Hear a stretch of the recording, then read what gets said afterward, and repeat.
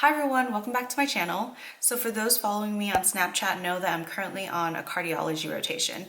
And for those of you who are in med school know that during systems, cardiology is one of the first systems that you learn. And so now that I'm ending my 4th year, I feel like I haven't touched a lot of that material. And during this cardiology rotation, I found a great way to read EKGs efficiently and just be more confident in reading EKGs. I think another question that students ask me a lot is, how do you study, how do you memorize something and commit it to memory? And I feel like once you understand something, once you understand the pathophysiology, the anatomy, it'll be easier for you to commit something to memory instead of just memorizing random facts. And so that's what I want to do for you today. So when we're going through EKGs, first I want to go through the anatomy, and then I want to go through the pathophysiology, and then we'll go into reading the EKG strips. So I have all these notes in my bullet journal, but I thought it'd be easier if I redrew them so it's easier for you to follow. So let's start by reviewing a little bit of the anatomy. You have your right atrium, your left atrium, your right ventricle, and your left ventricle. And you would have your leads. This would be your right arm, your left arm, and lower leg. And with that, you would also see leads 2, 3, AVF for inferior leads. This would be 1 and AVL, and here you would have AVR. And then you would also have your limb leads. So V1, V2, V3, V4, V5, and V6. With these leads, 1 and 2 will see the septum, 3 and 4 will see the anterior part of the heart, and then 5 and 6 will see the lateral part of the heart. So how does the heart pump blood? It does so rhythmically and with a pacemaker. And so our natural pacer is the SA node. It sends signals down into the atrium and across the atrium into now the AV node. And there's this part of the heart where actually no conduction can cross. And the only place where conduction can go through is this AV node into the right and left bundles of His. And then currents continue to go down and into the ventricles, into the Purkinje fibers, causing contraction of your heart. So what are you actually seeing on EKG? The electrical current itself is too small for you to see. So these strokes are actually contraction of the atrium, contraction of the ventricles, and then repolarization of the heart itself.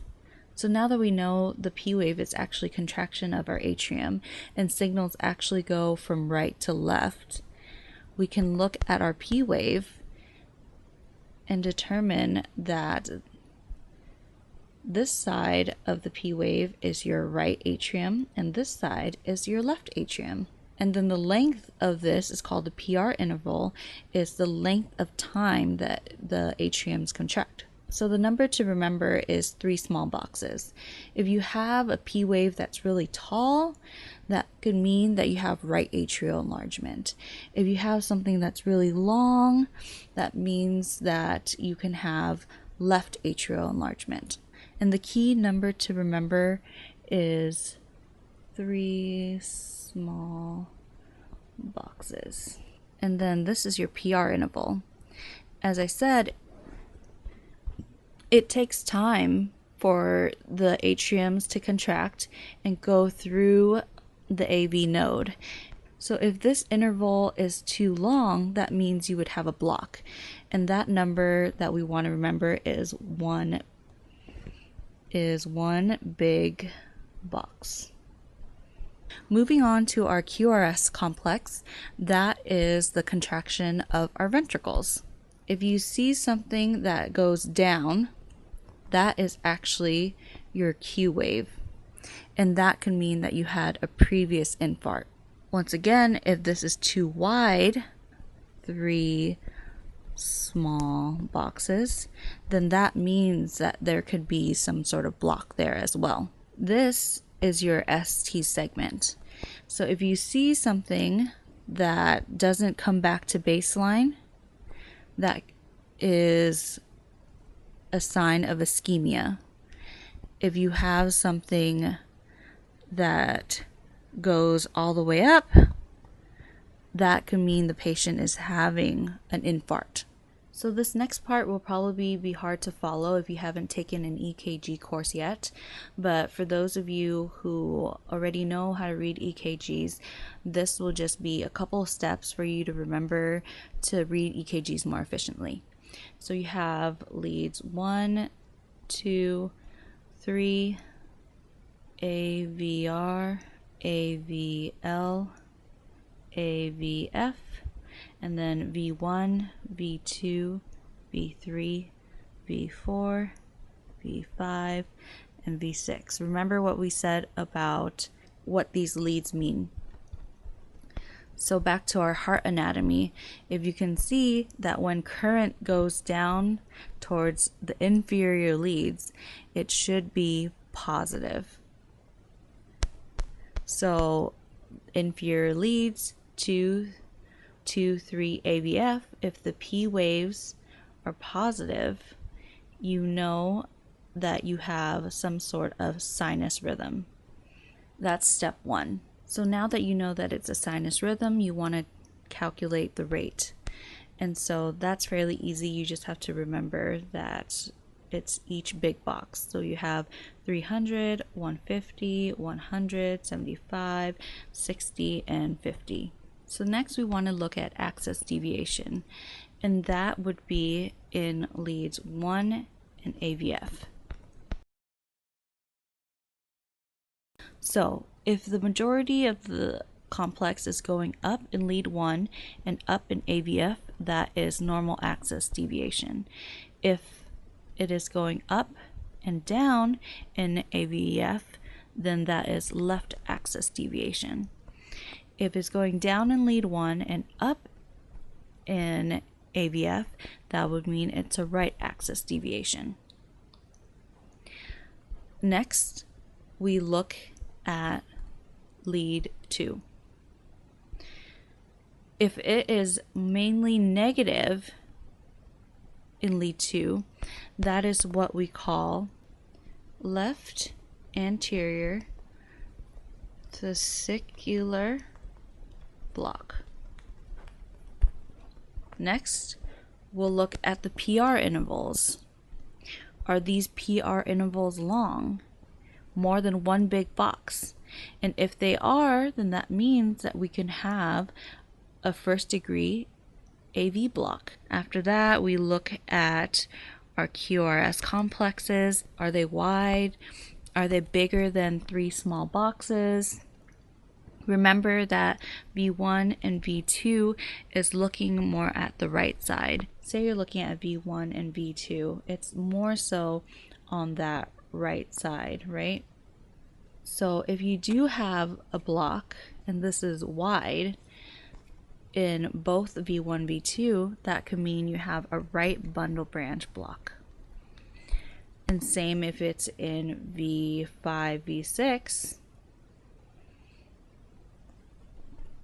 you would have a left bundle branch block.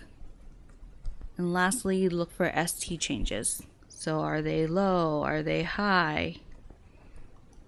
And that's about it. So those are the basically 7 steps that you would want to look for. Number 1, look at inferior leads. Is it positive? Do you have a sinus rhythm? Number 2, check the rate. What is the rate that the patient is beating at? Number 3, axis deviation. You look at 1 and AVF.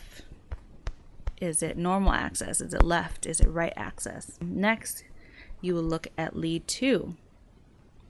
Is it negative?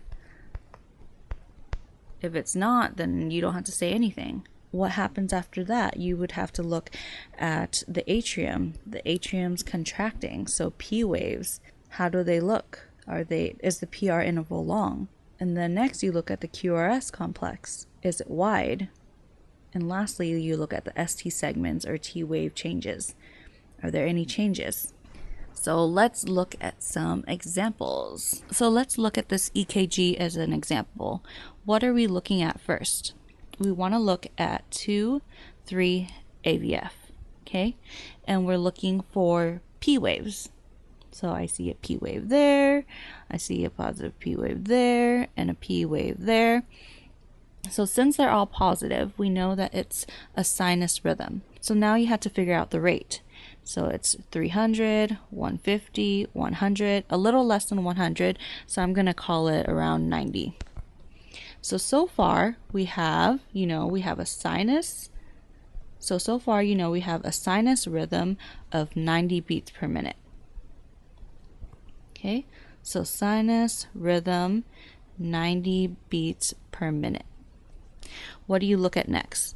You look at access deviation, and you look for those in lead 1 and AVF. You see that it's positive in lead 1, positive in AVF, so that means that you have a normal access deviation. So what do you look at next? We want to look at lead 2.